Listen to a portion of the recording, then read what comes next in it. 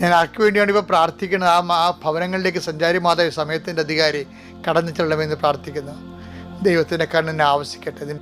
പല വിഷയങ്ങൾ കാരണം മനസ്സുകൊണ്ട് തളർന്നിരിക്കുന്നവരെ കർത്താവ് ആരിപ്പോയിനെ ചൂടാക്കുകയും വാടിപ്പോയി നനച്ചു കുളിപ്പിക്കുകയും ചെയ്യുന്ന ദൈവത്തിൻ്റെ പരിശുദ്ധാത്മാവ് നിങ്ങൾ ബലം പ്രാപിക്കട്ടെ എന്ന് പ്രാർത്ഥിക്കുന്നു. കർത്താവെ, മുക്കിടം പോരാ കുടുംബത്തിൽ ഒത്തിരി ഭാരങ്ങൾ ഒരുമിച്ച് വഹിക്കുന്ന അനേകം മക്കളുണ്ട്.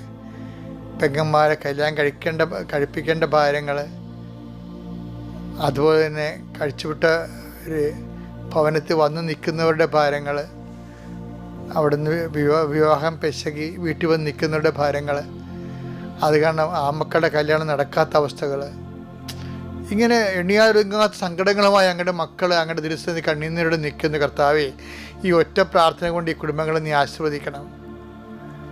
എൻ്റെ കർത്താവിനുമായ നാമത്തിൽ സഭയുടെ